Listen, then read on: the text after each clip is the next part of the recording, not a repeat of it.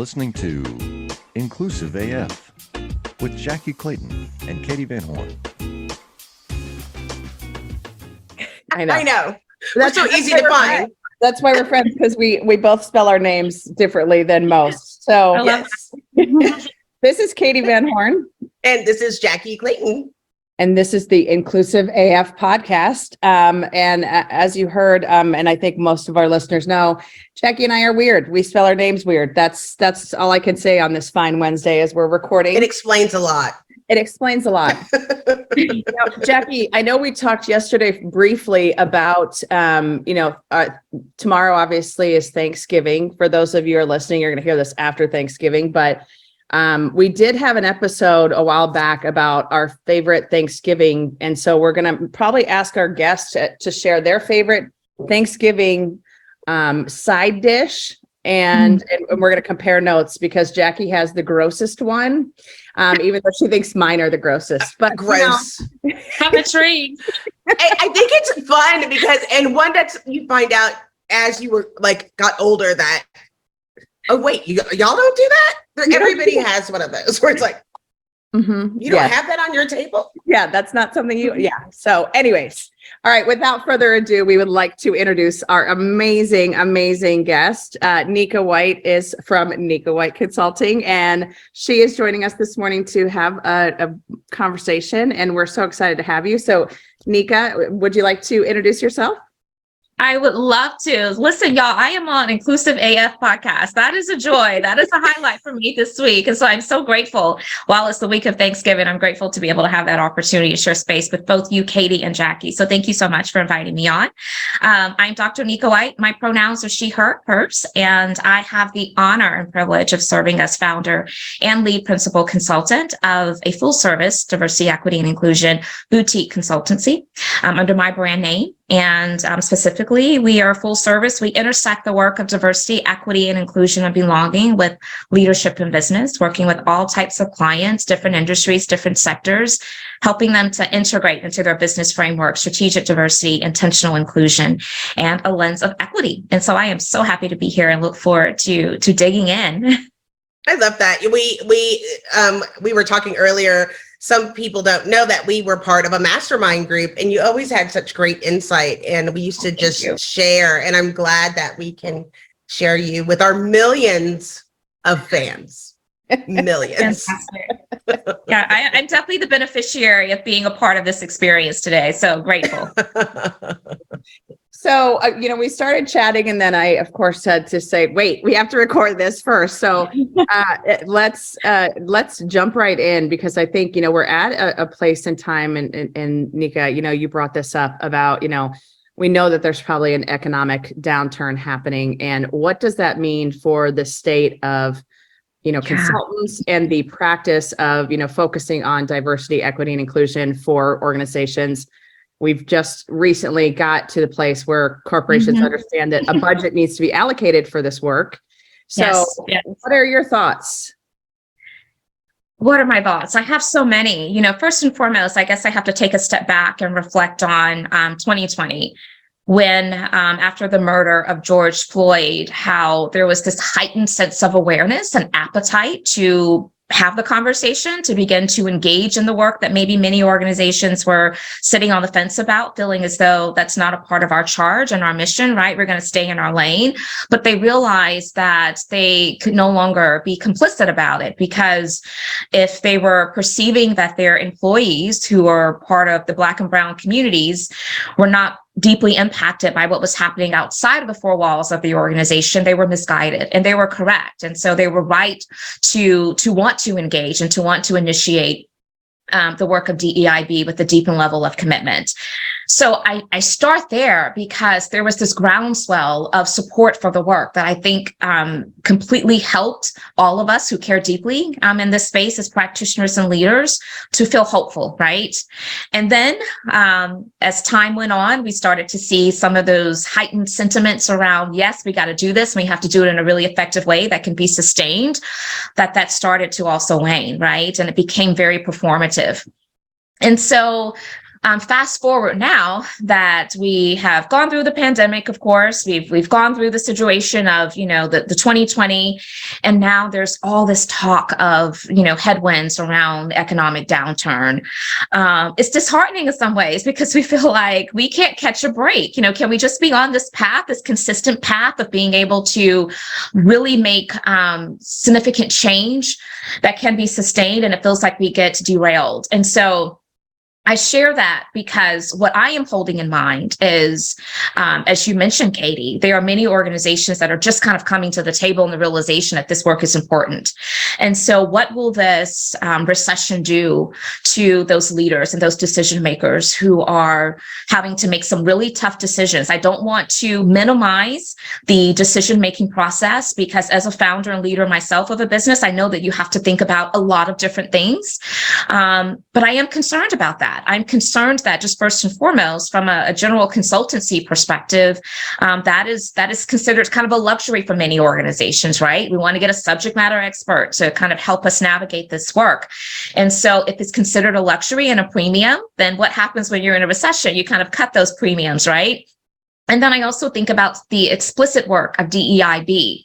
And so when you combine consultancy, the way that I just described it, along with thinking about it in the context of DEIB and how people are just kind of coming to see it as important.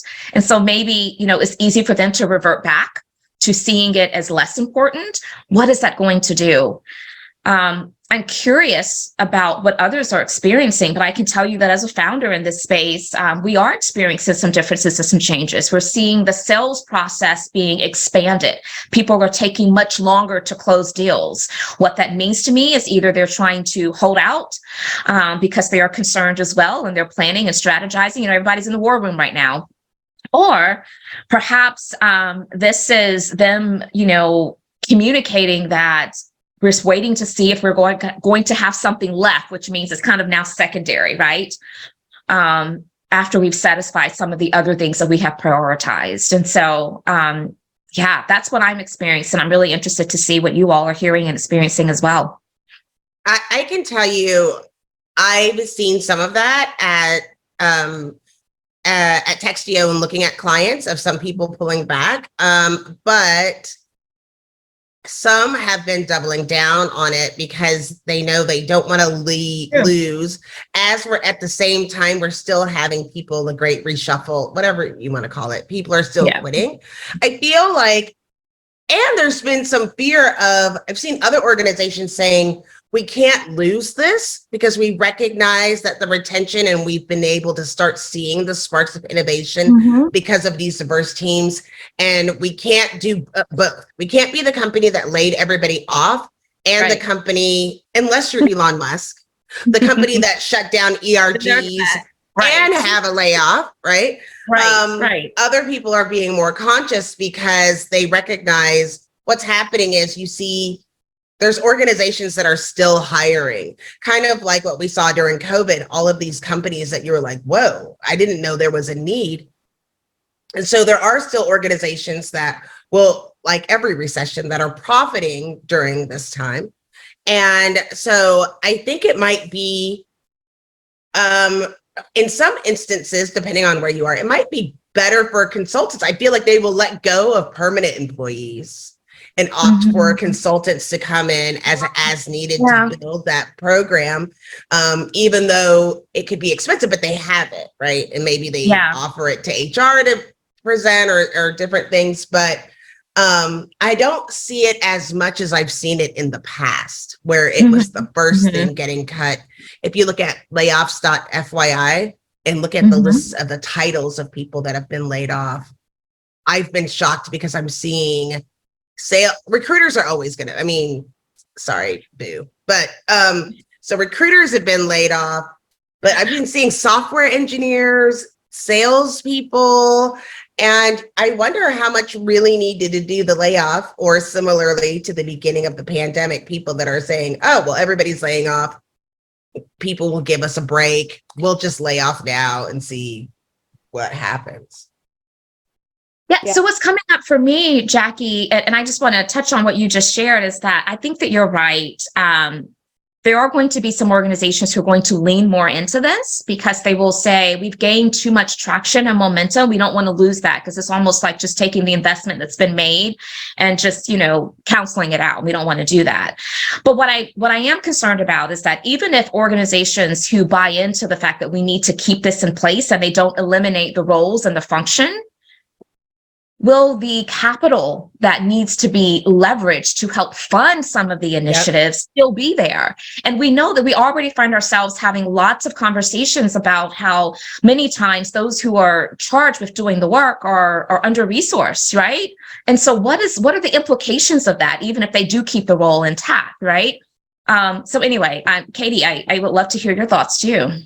Yeah, I think you both are spot on. And the other piece that I'm seeing and kind of hearing from folks in this space is around what type of engagements they're getting asked to do. So there's some groups that it's going back to we just need you to come in and speak about something, or we just need you to, can you just do unconscious bias training? And I'm like, no, like we're not going back, kids, like come on forward, like let's keep moving the train. But I also think that there are some folks that are running scared right now. And what I mean by that is companies are seeing the impact and seeing the value of having a diverse team. As Jackye just mentioned, that innovation that's happening. And I think it's like, oh, wait, this actually works.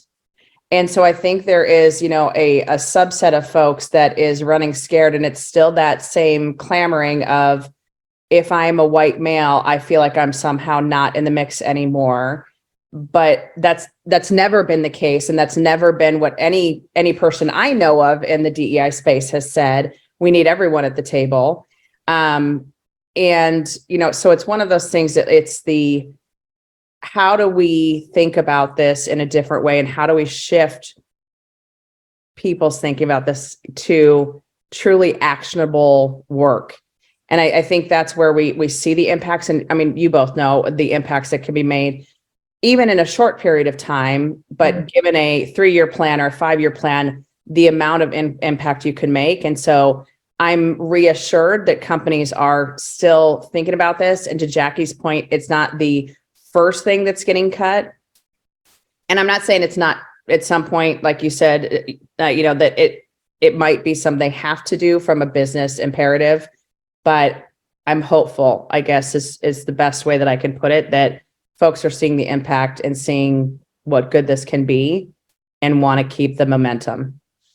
Yeah. I think it is bizarre right now. Like, I mean, why are we talking about a potential recession when the freaking interest rates for housing is like 7%? Like, what do you mean? Like, what signs do you need? Like, people aren't making, what else? What are you waiting for?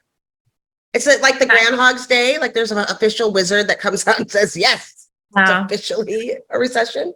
Well, here's what I'm seeing though. There are a lot of astute business leaders and organizational leaders who are in the war room now, being proactive to plan for it, which I think is always smart. And those are usually the ones who are going to come out on top, right? You don't need to wait and be reactionary. You need to make sure you're being proactive. So in that level of proactivity, there may be having to decrease their rates. They may be having to cut expenses, but I think that prioritization and that exercise is important. I do encourage that across all organizations. We're in the midst of doing it right now for my firm. I just want people to be thoughtful about how in which they're making those decisions. It's interesting. I heard someone say the other day, as they were talking about this same thing, that a white male CEO had shared, there's no way I'm going to cut DEI because as a white male CEO, that's going to send a completely different message that I don't want out there in the marketplace. So whatever we do, we have to protect it at all costs. And, some kind of felt like, well, is that really the right approach to this? because you have to be able to make good business decisions looking across all areas. And so just to completely say this needs to be protected by all costs, some took issue with that.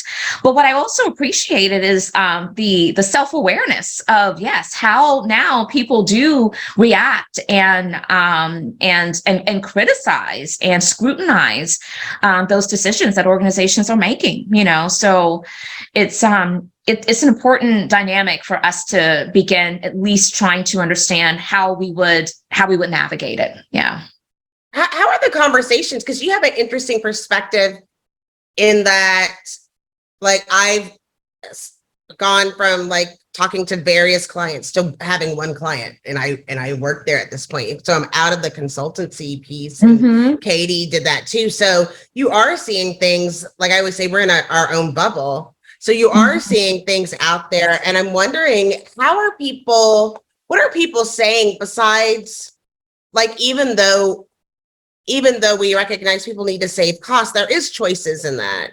So have you heard anything about the why is it not necessary outside of, is it just cost? Or I can't imagine what that conversation would sound like. Well, again, we have to realize that for so long, many organizations were not even playing in this space at all. So, and by, the perception of many of those individuals, okay, not all is lost. I mean, yes, is this an opportunity for us to get better? There's lots of opportunities, but are we at a place to where everything that we're doing is null and void because we aren't intentional about DEI?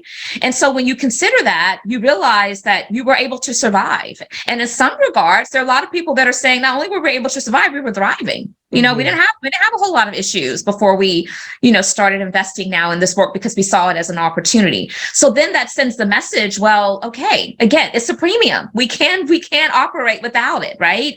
And so I think it's the realization of that. And again, I said before that I don't want to undermine the decision-making process and how difficult that can be. When you're having to look across the board at all different competing priorities, it does become a challenge. It becomes really, really hard sometimes. And so I think that's what's coming up. I can tell you what I'm seeing, and also what NWC is doing is, whereas before we've been really solely focused on DEIB, but our approach to DEIB has always been, this is leadership, right? Now we are shifting that, and we are more so amplifying our consultancy around organizational effectiveness and leadership, but it's done with a very specific lens of ensuring that DEI is incorporated. And I feel like that is a direction that may help to resolve some of the anxieties or trepidations that some leaders could be having about, the value very explicitly on DEI. But they can value, we need to have people managers that are well equipped to lead a team, right? And so what does that look like? Because some organizations are even seeing professional development during this weathering of the storm as a luxury. And we know that a lot of the DEI, exposure work, awareness work, the learning experiences, all of that's part of professional development. But if you can attack it in a way to where it is addressing maybe both of these very specific needs of interest, like, the leadership development piece, as well as, doing it with the lens of DEI, I think that it has the ability to withstand the test of time.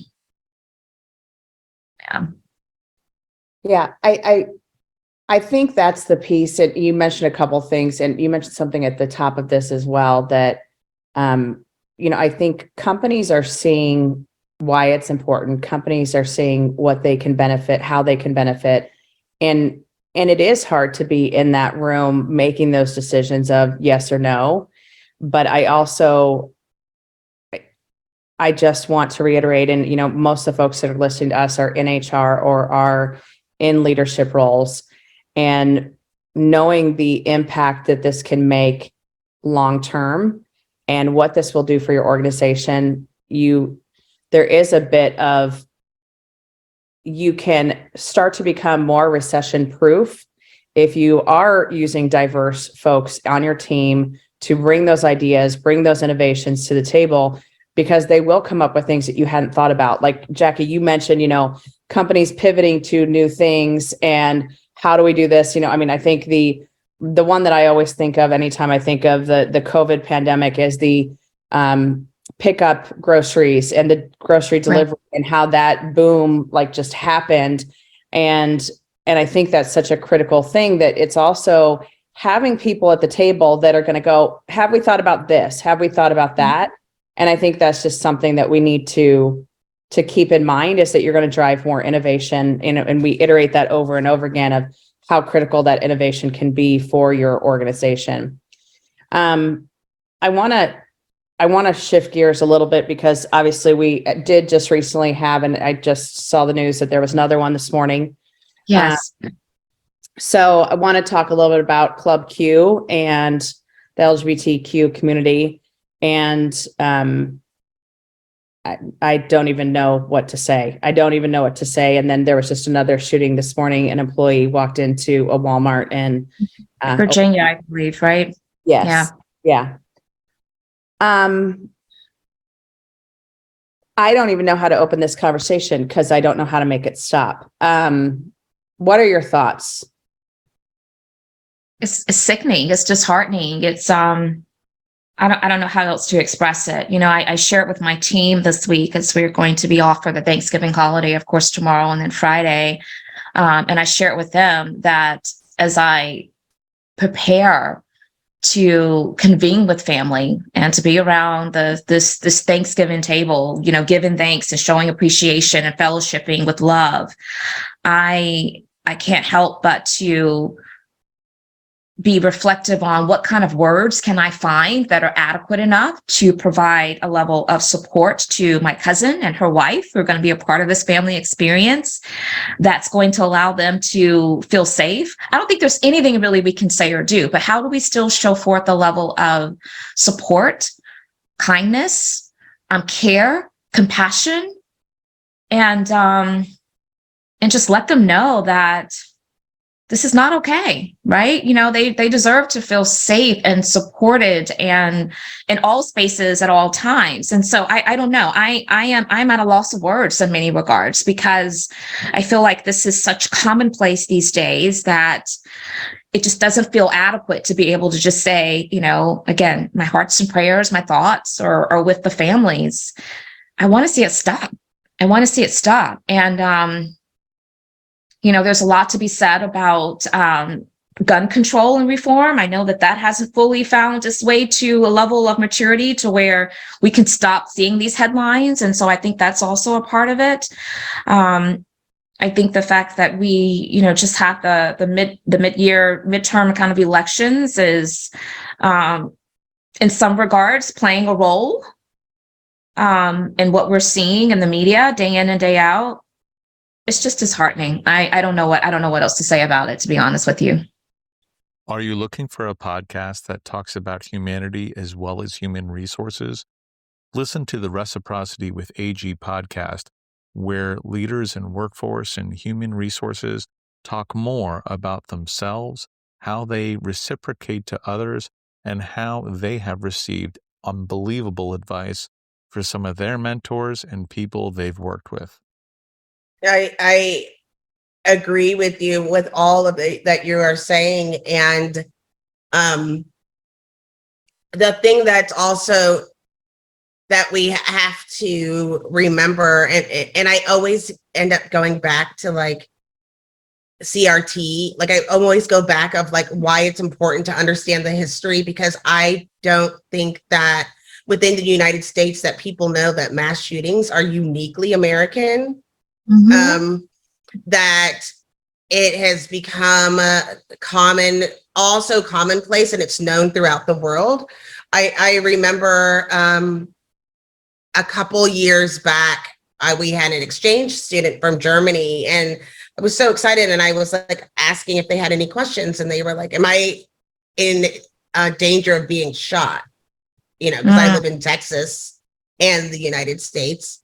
And I feel like it's like similarly to the work that we're doing internally, where it's like, I can't turn a blind eye anymore at my office at the things that we've overlooked in the name of capitalism. We can't do that as a country. And so that's another reason why it's so important to bring people into the fold who may have been left off the table to see their leadership opportunities, to then go out and become leaders in our community and know that they have a voice. And I think that's part of it. And like, P.S., look around, everybody's jumping into the game. You're like, oh, so you used to sell candles and now you're in charge of the Railroad Commission with oil and gas and coal. Awesome.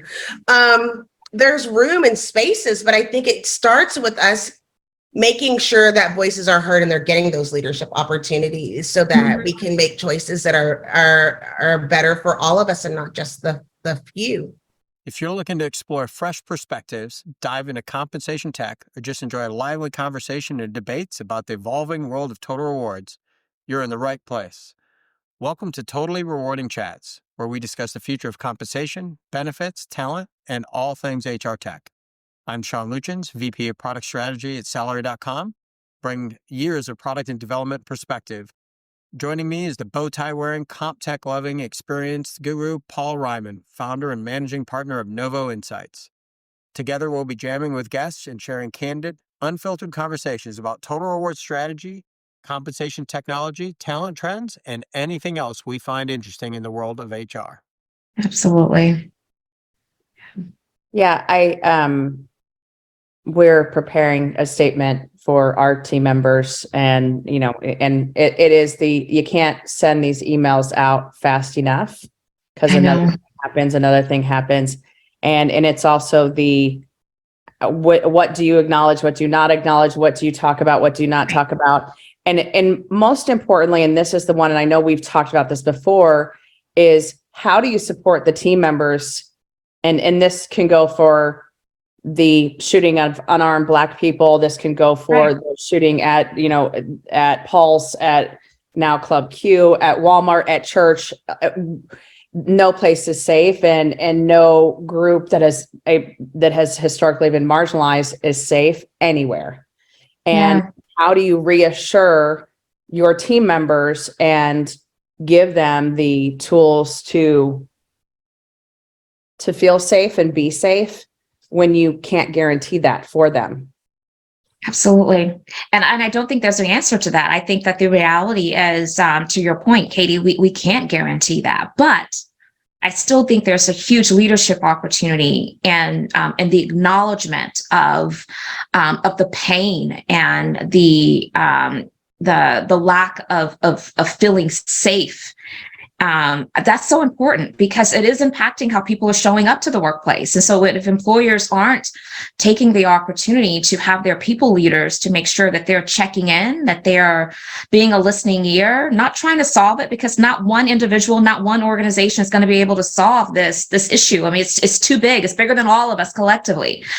But I think that where the tension points or creating a lot of challenges for people is when they feel like there's this sense of apathy or just unawareness and lack of care and concern. And you're right. I mean, I think I've heard a lot of my clients will say, honestly, we want to make sure that we are, vocalizing and denouncing these acts, but it feels like we could be sending out messages every week, right? Yeah. And then does that come disingenuous? Does it feel too routine and performative? And so I think that, at least for NWC, part of how we like to support clients during moments like this is to just be that resource of helping them to have resources to arm their people with so that they can be educated, be aware, and to give them a bit more agency and comfort of at least being able to hold space and have a conversation, right? Because I think that's really important. It's another reason why you can't get rid of all of your DEIB professionals, because people are like, how do we do it in this moment? I mean, we had a healing circle. We started doing healing circles, and the things that have come out of these healing circles have been surprising. And what people are sharing and the way that it works. People share and you don't respond. This is not a debate. It's for you to feel like you've been heard and set those premises around it. But you have understanding diversity, equity, inclusion, and belonging is a leadership trait that you have to have. because Absolutely. you are not, again, you can't turn a blind eye and pretend that that didn't happen. And I remember as I was working on our DEIB report, I was talking to my boss. When I get embarrassed because I might have acted out, I have to say my boss and not their name, even though most people know who my boss is. I was like, it was before the midterms, and I was like, none of this even matters because of what's about to happen. And I don't really care. Like, I don't live in Seattle, I live in Texas, and I'm scared to death every day of what's going to happen here. And that's why it's important not only to understand, you want to have DEIB, but then understand what's going on in the world before you start going and saying, where's that report? Or why is this happening? And what has come out with the Inclusion Council and the addition of the healing circles is people are feeling, this is something that I didn't realize was going to be the key, like everyone wants to participate in all of the DEIB things because it feels like that's the place where they belong. It's become water cooler conversation where everybody is welcome, where they don't have that in any other space, not at the all company meetings, not at their team meetings, but this is a place where we are coming together as humans. And I think part of the value of those healing circles and those brave space sharing for people to process together is when it is well facilitated, where there are some community agreements to help guide those discussions, because I think that's important as well. We support a lot of clients and those types of endeavors, but we have seen where a lot of harm has occurred because it was not well orchestrated. It was, let's just kind of get into a room and everybody just kind of talk. Yeah, no. And while on the surface, it seems like, yeah, this is a great idea. We're going to get people to kind of open up. It is incredibly triggering. And if you aren't well equipped to be able to center those conversations in a way that feels productive and helpful, then it can have an adverse effect. And so I'm a big fan of them, but I'm also a big, advocate of doing them well with facilitators that are trained to be able to hold space in a way that makes the most sense. And so, and I think that sometimes organizations are really well intended. They want to be able to provide some type of outlet. And so it just seems like the natural thing to just go and do it, or to just, pick anyone to help lead those conversations. But I do often caution that, certainly if they aren't done well, it could have an adverse effect. Yeah. You're so right. And one of the things that we started adding is some themes that might be part of this conversation for you to make a decision that's best for you. Like when we had our healing circle around Roe v. Wade, without speaking to everyone, we had to let people know that part of the conversation could be around incest, sexual assault, statutory, like all of these things that could be coming into the conversation. Be aware of that before you get there. And then we had meditation at the end of it, and a centering poem which is totally my DEIB program manager. He's like so great. I would have never thought, because it's like a personal form of torture for me. Meditation is not my strong suit, but I was like, but it's so nice. But it's funny how organizations react, as you know, with this work. They're like, why can't we just have one? We're like, no, we need to research.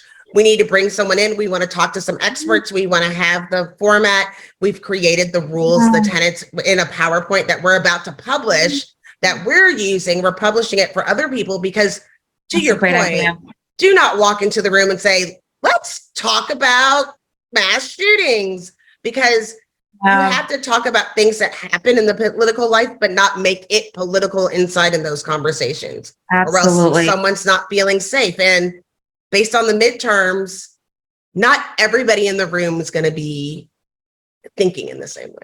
Yeah, no, I love the fact that you all had a healing circle around Roe versus Wade. And so again, that is pretty innovative, because not a lot of organizations, I'm sure incorporated or offered such a space and outlet for people to share, and that's important. One of the things that I often incorporate as a community agreement and just to manage expectations is that accept and expect non-closure, because I think that sometimes people will enter those spaces feeling like, yes, this is going to really heal me, this is going to completely eliminate any type of trepidation and trauma that I'm feeling and that I'm holding, and it's not. That is a journey, that is a process.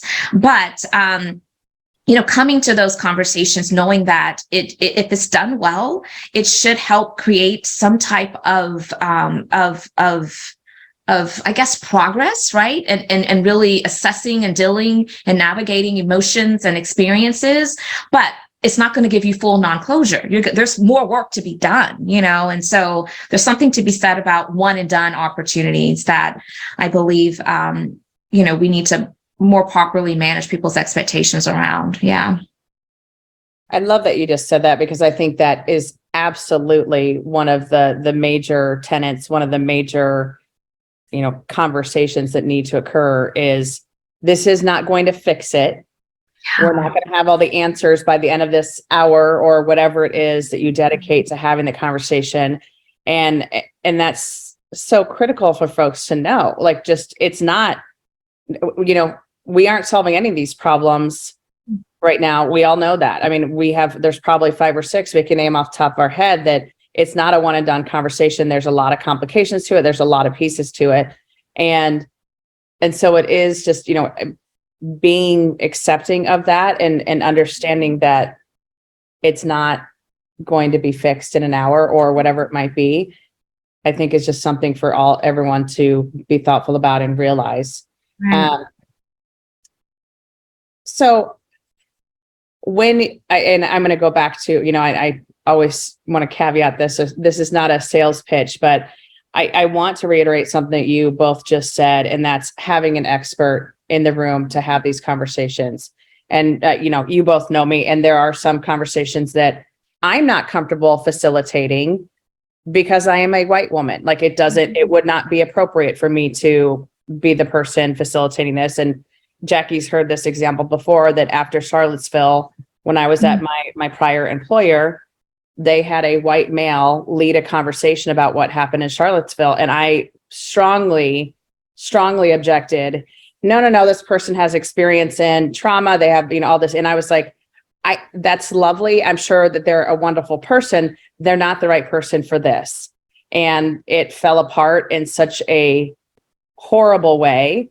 And it caused more trauma. And then we had to bring in someone who was the right person. And I was happy that we were able to do that. But I think that's the other piece to consider, is that you are talking about stuff that is very personal to people and is very important to people. And having that right facilitator, I cannot, say that enough, because you can't just be like, oh, I'm in HR, so I can just go and have these conversations. Absolutely not. Because if you do that and it goes sideways, you're causing more trauma, more pain. And that's not ever what, you would want to do. And, of course, no one is going into there trying to do that, but just being aware of that having the right professional person to lead those conversations is just critical. So the messenger is important. Absolutely. Yeah. I'm glad that you said that, and having the understanding of, like, I feel like sometimes in the diversity space, we know that our job is never going to be done 100%. There's always going to be that work. We've gotten used to that understanding. And I think it's easy to forget that other people in this day and age want an instant solution, an outline and a fix. I remember presenting a business plan and all the various steps for the diversity framework. And they're like, well, when are we done? I was like, we're not going to be done. And then, like, when do we get to stage 4D, then what we do? I was like, you go back to 1A and then we go through it again. And I think it's good to have a friendly reminder of what the goals are when you have these things, but recognizing that what we don't want, especially with people having hybrid and remote workspaces, for people to feel like they're in this alone, and be able to know that we are paying attention and trying to make sure that we're taking care of all of our employees and reminding them of the resources that we have internally of the experts. Yeah. The question of when we're done is so short-sighted and incredibly misguided. And I get lots of those questions too. I mean, in fact, I am recalling a conversation with a white male leader, C-suite leader in one of the clients' organizations that we're partnering with. And it was a really genuine question. But his question was, this was after we did a deep dive assessment and we kind of presented all the information. And he was really trying to defend his perception. And I was like, well, where you sit in our organization certainly determines what you see, right? Which is why we do this deep dive assessment. You need to hear from those that are probably not in the seat that you're in. But and then he really honestly just said, I know I have a lot to learn, but I'm just really curious. When is enough enough? It feels like we're doing all the things. When is enough enough? And he really, really was genuinely curious about that. And so it was a similar answer. There's not a we're done.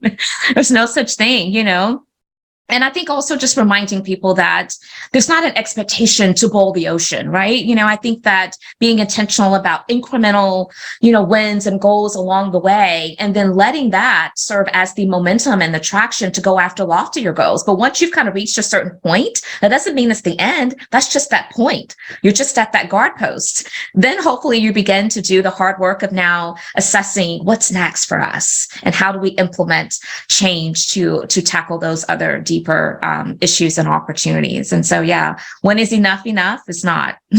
Right. And you're so right. You're so smart. And you're making me think of, it would be good for us and some of our cohorts to put together like the must-have skills in order to do this work.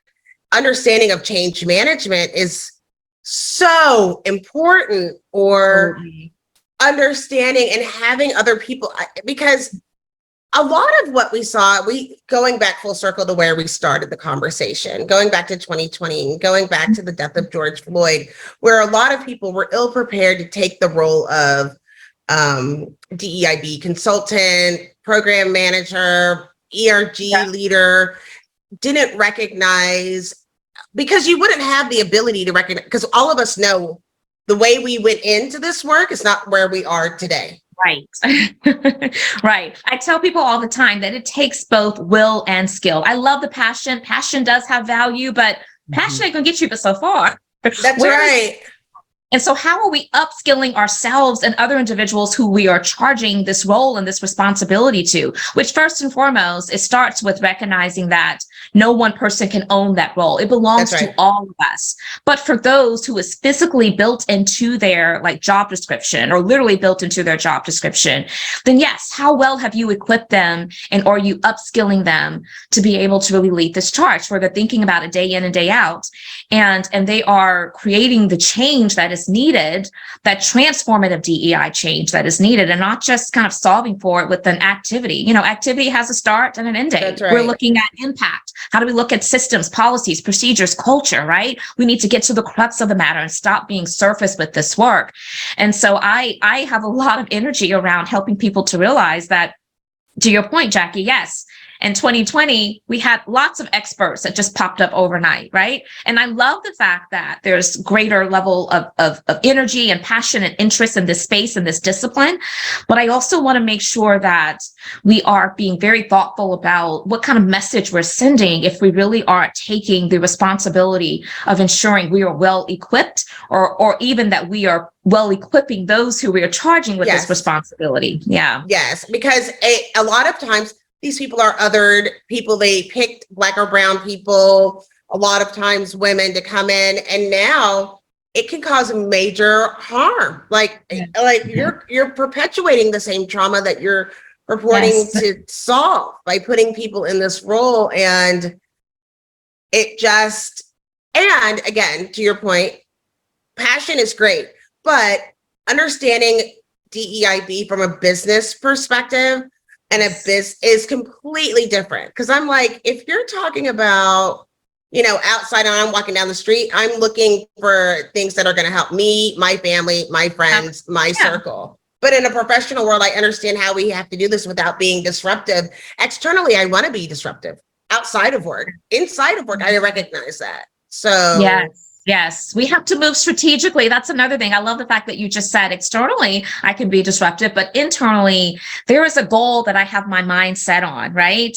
And I have to be strategic. And that means even trying to regulate and manage our emotions as people that care deeply about this work. Yes, we can kick, scream, and holler, and we can shame, guilt, and blame, but where is that going to get us, right? That's right. We need to make sure that we are not allowing our level of aggression, which sometimes is rightfully so. I don't want to minimize those feelings because, again, many of us that are in this space are people that are part of those marginalized communities that are very much impacted, disproportionately impacted. But I think that we have to also make sure that we realize that because we chose this work and for us, that there's a certain level of appetite that we must show up with that allows us to keep our eyes on the prize. Yes. And I am quoting Dr. Martin Luther King Jr. But yes, on that prize is that change. We can't change hearts and minds if we are attacking people, right? That level of aggression will be met with aggression. The conversation ends. There's no rapport. There's no trust. And then where does that get us? Yes. Yeah. And you can't say you big dummy, because there's so many times that I want to say that on a weekly basis. Yes, you and I both. Well, but yes, can't say that. I think it goes to another piece to this, and there's two things I want to mention. And, one of them, obviously, being the HR weirdo that I am, there's some legal aspects that I think need to come up when people are talking about some of these topics, that what you can and cannot do, what you should and should not do, all of those things. But I think there's also this, how do we make sure that whoever is doing this work, I love the point of you're not re-traumatizing them by making them do the work, making sure you're actually giving them the resources to do what's right. But then I think there's also another piece to this that's the, you're never done, but also everyone's at a different place in their journey. Right. And I think that's one that's also really hard. And especially, there are times when you want to say, oh my God, just get on board the train. Like, it's not that difficult. It is 2022. Come on down. Yeah. And I think that comes up so much as well, that every time we start engaging with the new organization, every time someone joins that organization, you have to go back to zero and have to go back to, okay, where are we right now? Or, hey, this is what we've already done. I need you to catch up. And that's the other piece. So, yeah. I agree. And one of the tension points that I often bring to the attention of a lot of the client partners that we work with is that, especially when you start this journey, get prepared to have a camp of two sets of individuals. You're going to have a group that's going to be, we're not aggressive enough. We're not pushing hard enough. We're not assertive enough. We need to, do this in this certain way and do it by this timing. Those folks are a bit further along and they want to see that change happen with greater level of urgency. Then you also have, we want to make sure that we are bringing people along in a way that allows them to feel comfortable and engaging. And we're moving too fast. We need to slow walk this. Managing those tension points is one of the most challenging things that I often have client partners to brace themselves for, because if you aren't prepared for that, then you could get frustrated really easy and feel like, we can't please everybody. So what are we supposed to do here? You have this camp saying this camp saying that.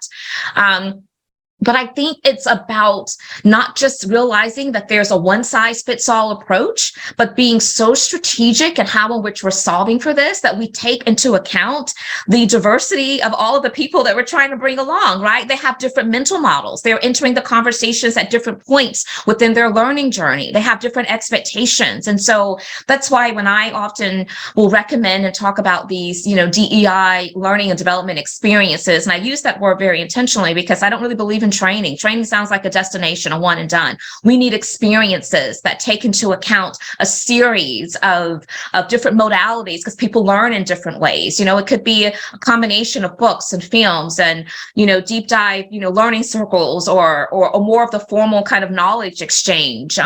But so many different ways in which we need to be considering ways to bring people along. And that's how you manage those tension points instead of just saying, this is the one way. I'm not even a fan of like mandatory DEI training, unless it's something that, from a legal perspective, organizations, you feel like they have to protect themselves by saying, we did provide this information. But even in that regard, I'm often challenging organizations to think creatively about how can we strongly encourage, and we can, put some tactics in place and strategies to make sure that we are modeling the behaviors that we want from people in terms of engagement, so that people don't show up doing the work in spite of, but they do it because they really truly believe it and believe in the value of it. So, if you make it required, we don't know who to fire. Like if you make it required, we don't know where to start with the problem. By not making it, we'll be like, ooh, Jeff has not been to one, has not signed up for one. We might need to speak to Jeff. What's going on with that?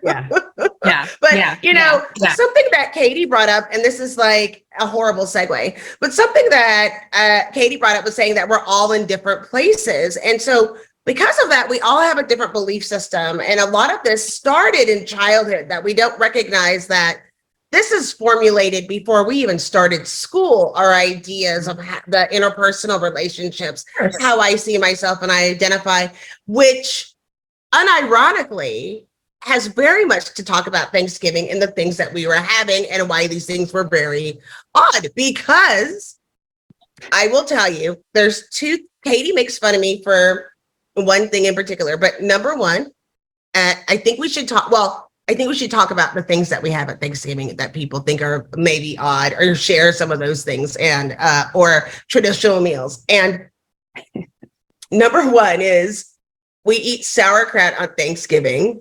No. Now listen. New Year's my Day. Listen, which is dumb because that's gross. No, black-eyed peas. So we eat sauerkraut. My family is from Baltimore. Baltimore was founded by, you should know this, German, Katee, people from Germany. And so that's why we eat sauerkraut. Now, the other thing that I make that Katee thinks sounds disgusting is I made it because my husband's family, they made it. And I was like, oh, I'll try it. It is broccoli casserole, air quotes around casserole, because it's broccoli and Velveeta, like 2 pounds of broccoli, a whole of the big industrial of Velveeta, Ritz crackers with butter on top, and then you bake it. Yeah.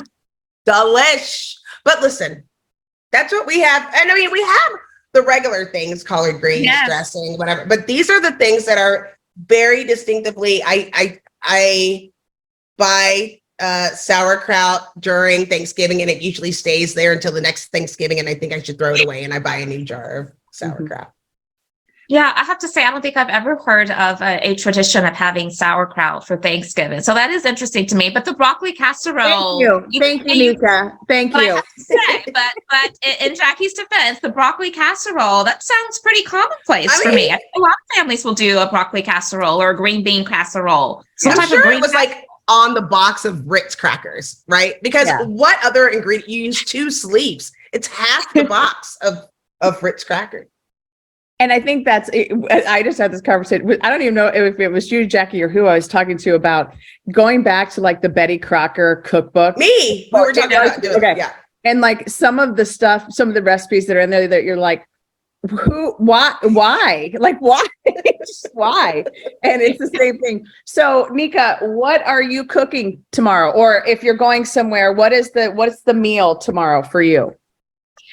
So it's going to be all of the traditional stuff. We don't really deviate, to be honest with you, but I will tell you, I can share my favorite that I always look forward to, and that is my aunt's collard greens. I mean, they are amazing. She it has a certain sweetness to it, which I think is a little unique because not a lot of people will sweeten their greens, but it has great sweetness to it. But then it's also the way that she prepares it in terms of like all these different types of peppers and jalapeno. It just gives it a great kind of mix and blend. And so it's always my favorite. We always say make tons and tons and tons of collard greens because it's everyone's favorite. So And we come, like, I feel like, remind me, where are you based? Because we're on our way. yeah. I mean, we might need that recipe. FYI, I'm actually based in Greenville, South Carolina. And so my sister actually lives in DC. And so she's not far from you, Jackye. And so she'll be getting in town later today. But yeah, it's very traditional. And, I do hear of a lot of like families that will do something a little different, like maybe like a Charleston broil for those who know about the Charleston broil, and we don't do that, but there are a lot of families who do. And I think it's because maybe Thanksgiving and Christmas are so close that they kind of feel like we don't want to have the same type of meals. But I don't know. I love the traditional aspect of knowing I can have turkey and macaroni and cheese and ham and potato salad and collard greens on Thanksgiving Day. No. That's awesome. Yeah. Perfect. So we are way over time because we love We talking do that. to you. Oh, So we do. that's- yeah. I try to keep us on time, but it never works. Anyways, what is one thing you want to make sure our listeners hear, think about, reflect on, go research as we kind of leave this episode? Yeah, I love this question, Katie and Jackye. And I have to go back to kind of where we started with the conversation, which is the importance of impressing upon all those key decision makers to realize that while we know tough decisions are going to be upon many of us, right? We don't at all want to negate that. But I do want people to be very thoughtful about the consequences of not continuing to support the DEI work in really meaningful ways. Because whether or not you are connecting to dots to the output of the organization to DEI, research has time and time again proven that there's direct correlation. And so the more that I think we can lean into allowing people to have that sense of belonging and showing up at their best, then we're going to be able to weather the storm, in a way that I think will serve us all well. And so just think twice, have conversations, very meaningful conversations with lots of different stakeholders who are going to be directly impacted, so that at least, there's some inclusive decision-making going on as you are really forced to think intently about how and which to prioritize the investment of dollars. Leave DEI in. Awesome. I can listen to like Nika speak. You just something I about, I don't know what that is. I'm just like, I just want to listen to everything you say. Like, yeah, say more. Well, you two make it so easy. This is our 8-hour Thanksgiving episode.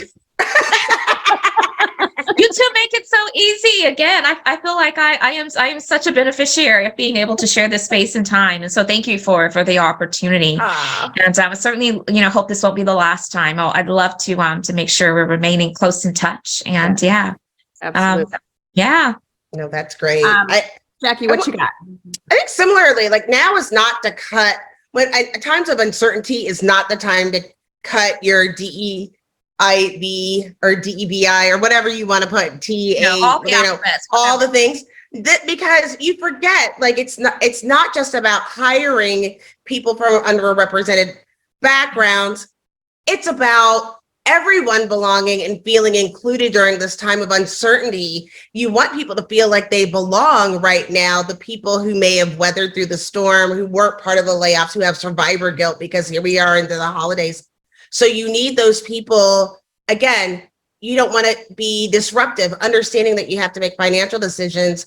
A layoff is always disruptive, and you need someone to be able to offer that support on how can we make sure that people feel included and belong to the organization moving forward. Now is not the time to cut those roles. Center of humanity. Yeah.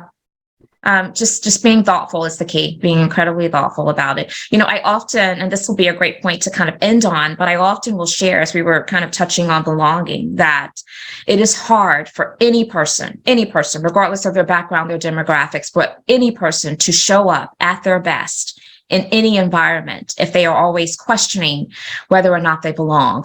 Do I belong here? Am I seen? Am I valued? Am I heard? Do I have full opportunity for success?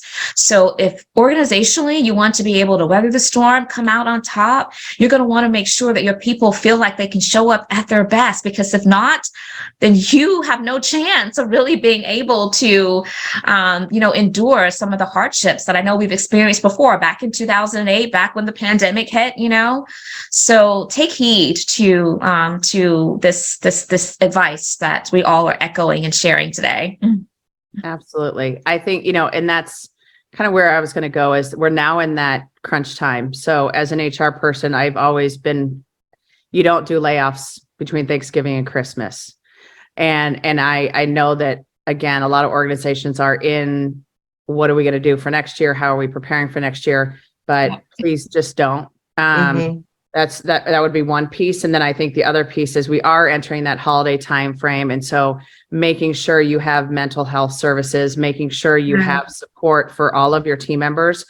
We have no idea what the circumstances are of their family situations or whatever it might be, how they will get through the holidays. We just, a dear friend of ours lost their brother last year, and she's looking at the holidays and is like, I don't know how I'm going to do this. Like, I want to just go to bed until January 1st and not think about it. And making sure that you're just being thoughtful about that and making sure you're really supporting your folks in this time and every time. I mean, I think back to what you just said, Nika, like at all times being supportive of your team and making sure they're okay. Mm-hmm. At all times. Yeah, absolutely. All right. On that note, Dr. Nika White, thank you so much for joining us. You are a rock star. We get to the pleasure of having amazing speakers. And so we will definitely be having you back on and appreciate you taking the time. This is awesome. And I'm sure our listeners will really enjoy this. So this is Katie Van Horn. And this is Jackye Clayton. Bye. Bye.